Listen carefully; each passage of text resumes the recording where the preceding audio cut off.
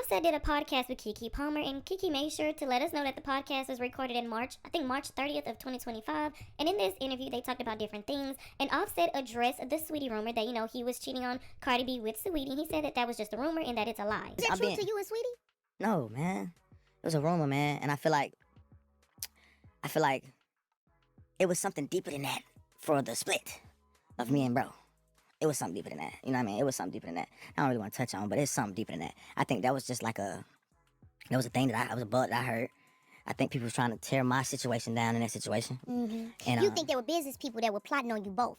For sure. Yeah, and they were creating you guys, stopping you guys from being strong so that y'all couldn't go together against that. Exactly. Yeah. And then, because I would Sounds be seeing capitalism.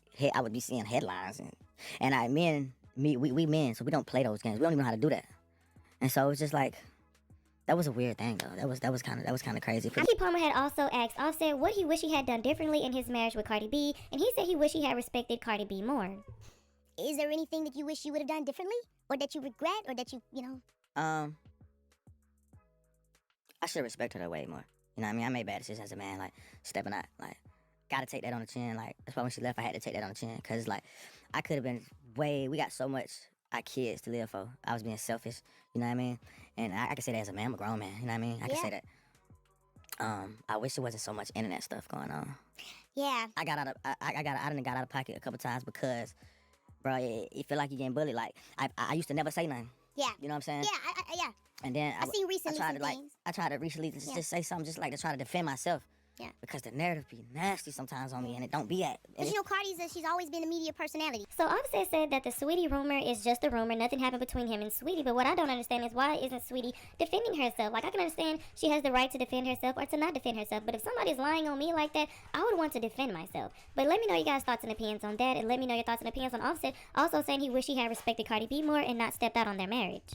Moving on to the next topic, Glorilla has been getting called out for copying Megan Thee Stallion for quite some time now because some people feel as if Glorilla changed her whole style once she started hanging around Megan Thee Stallion and went on tour with Megan Thee Stallion. So there's a video of Glorilla on stage with Chris Brown and people are starting to call her out. One person says she studied Meg like homework, stole her whole style, then turned around and linked with the same dusty ninja screaming free Tory. That's foul as if B moved like a snake with a lace front. So people feel as if Glorilla doesn't have any loyalty towards Megan Thee Stallion. They feel like she's just a snake. Megan Thee Stallion brought her on tour and people feel as if Megan Thee Stallion helped her style. Mind you, I think Glorilla is using Megan Thee Stallion's style, as if I'm not mistaken. But people feel like she doesn't have any loyalty. You guys remember the whole situation where Glorilla accidentally reposted this Instagram post on her story, and it had a Tory Lanez song attached to it. And then next thing you know, she said something on Twitter, I think. And then next thing you know, Megan Thee Stallion and Glorilla ended up unfollowing each other. And then they refollowed each other the following day.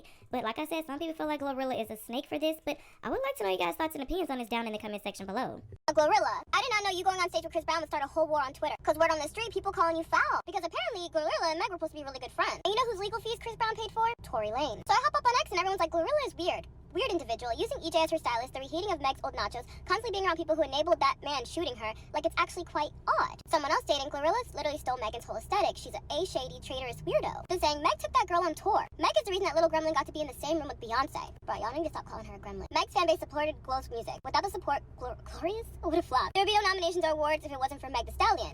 You know, her. And more comments being like, if I was Meg, I would smack the F out of Glorilla. Someone saying I would never get over how much of a weird Glorilla is. I really can't. Now mind you, I found this picture from like a year ago of Meg bringing out Glorilla at her performance. Now mind you, did I think it was going to be this huge of an issue that she stepped out with Chris Brown? No. But what do you guys think? Do you think she's weird for doing this? And do you think she's weird because allegedly she says she's not friends with Meg no more? I don't know. There needs to be a study of like someone helping you come up and then turning back on them. I want to know what it is, what happened. But then again, am I just being nosy? But what do you guys think? Bringing up Megan in every scenario when the scenario doesn't have to include her. When you can make your point without having to include Megan, who's minding her business, I think that's the route that y'all should go. So people are upset because Glorilla went and performed with the light-skinned Bobby Brown at a show or something. And people are saying because she's friends with Megan, she shouldn't be performing with an abuser that supports that midget that's in prison. Now, whether you believe that's weird or not, I think you can still make your point without bringing up Megan. Like, Glorilla can just be a weird-ass bitch simply for performing with Chris Brown. Simply for choosing to go and perform with an abuser, that's why she's weird. It's almost like y'all are overlooking the behavior of somebody that's in the equation to make it look like two women are beefing with each other.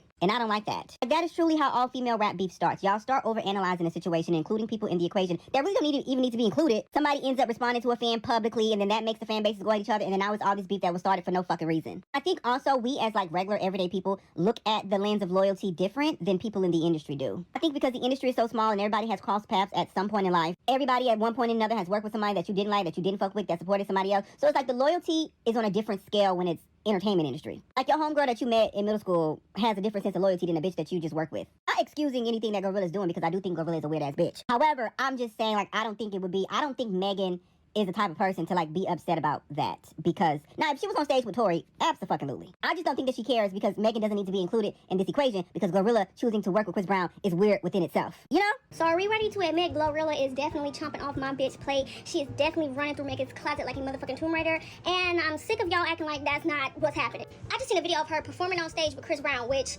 yikes. And boy, she had on the most alley rat outfit I never seen in my motherfucking life, and it just reminded me just how much this bitch took off of Megan's plate. Now, the outfit she had on, I ain't never seen Megan no shit like that, and I doubt she'd be in some shit like that. It was really, but it's other outfits that I've been seeing for months now that this girl is clearly copying. Not even just her outfits, her aesthetic, her style. When Glorilla first came in the scene, she was like, she wasn't rapping about that pimp shit. She wasn't acting like none of that shit. Like, she was just a fun bitch that made fun bitch music. Now she talking about pimp shit. Now she talking about using niggas for money. Now she dressing all sexual. And don't get me wrong, I'm not saying she can't do any of that shit. You are allowed to change your style whenever you want, but it is very obvious that Meg is the mule. And there's a difference between taking inspiration and straight up copying. I swear to God, I saw this collage, and it was just all these side-by-side comparisons of Glorilla and Megan. And I swear to God, that shit looked the exact same. Like, it looked like the same outfits, just switched up a little bit. Like, you know when you be copying off motherfuckers' papers and you switch up the answers a little bit? That's what it's giving. And I think that's what she tried to give last night when she was on that motherfucking flipping crackhead stage. Except she looked like she finna ask me for a motherfucking smoke in front of Quick Trip. I don't like that. And everything about Glorilla just give try hard. I seen this video of her giving this motherfucking lap dance, bitch. She looked like she was scooting on a motherfucking skirt. Like, that nigga did not look